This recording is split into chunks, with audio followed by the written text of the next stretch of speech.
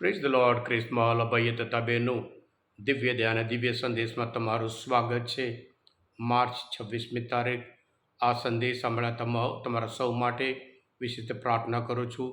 તમારા બાઇબલ લઈ લો, ઈશ્વરના વચન સાંભળીએ. માથ્યુનો ગ્રંથ 5મો અધ્યાય 17થી 19મી કલમ સુધી.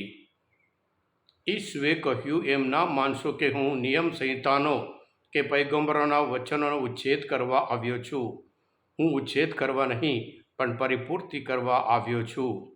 હું તમને ખાતરીથી કહું છું, આકાશ અને પૃથ્વી ભલે લોપ પામે, પણ બધું પૂર્ણ થયા વગર નિયમ સંહિતાના એકે કાના માત્રનો પણ લોપ થવાનો નથી. એટલે જે કોઈ આજ્ઞાઓમાંની નાનામાં નાનીનો પણ ભંગ કરશે અને લોકોને તેમ કરતાં શીખવશે, તે ઈશ્વરના રાજ્યમાં શુદ્ર ગણાશે. પણ જે કોઈ આજ્ઞાઓનું પાલન કરશે અને લોકોને તેમ કરતાં શીખવશે, તે ઈશ્વરના રાજ્યમાં મહાન ગણાશે. આ પ્રભુની વાણી છે, તે આપણો આધાર છે. ખ્રિસ્તમાં અભયતા બહેનો, યહૂદી લોકો માટે મોસે એક મહાન વ્યક્તિ મિસ્ર દેશમાંથી મુક્ત કરીને લાવ્યા અને યહોવા દેવ પાસે 10 આજ્ઞાઓ આપી. આ 10 આજ્ઞાઓનું પાલન કરીએ અને પછી એને સમજાવી કુલ એમનામાં 618 નિયમો, આ બધું પાલન કરી આપણે ઈશ્વર પાસે પહોંચી શકીએ એમની માન્યતા. પણ જે ઈશ્વર 10 આજ્ઞાઓ આપી એ પોતે એમની આગળ ઊભા છે,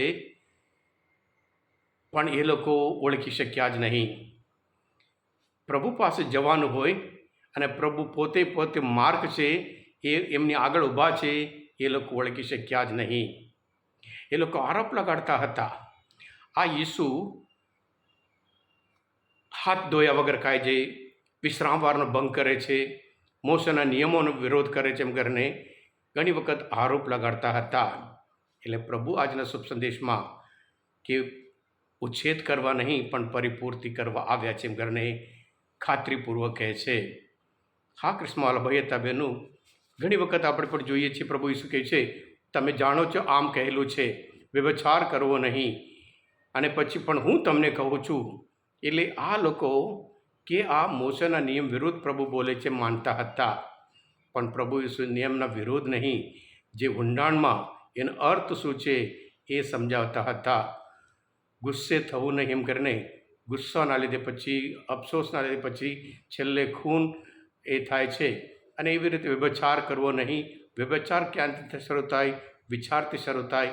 એટલે પ્રભુ ઈસુ તમારો વિચાર શુદ્ધ રાખો, એમ કરીને એક પછી એક એમને સમજાવતા હતા. પણ એ લોકો એ સ્વીકાર કરવા તૈયાર નથી.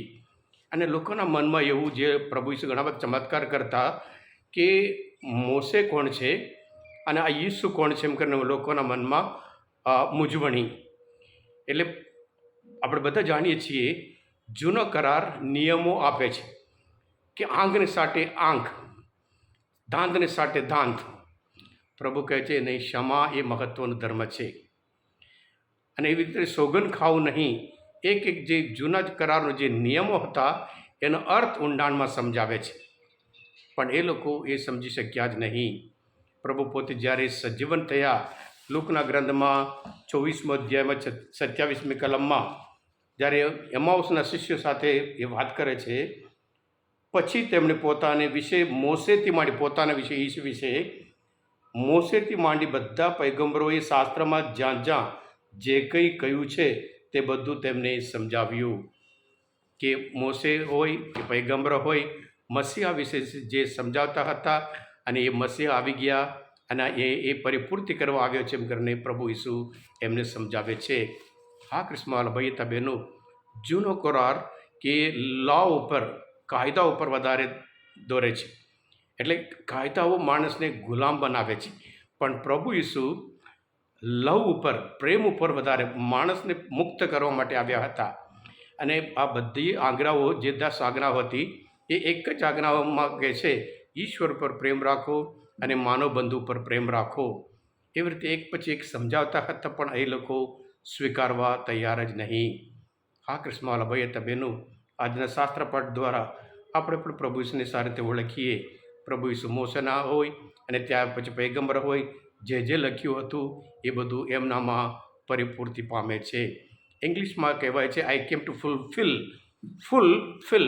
ફૂલફિલ એટલે ફૂલ કરવા માટે, એ ફિલ કરવા માટે, સંપૂર્ણ રીતે ફિલ કરવા માટે પ્રભુ ઈસુ આ પૃથ્વી પર આવ્યા.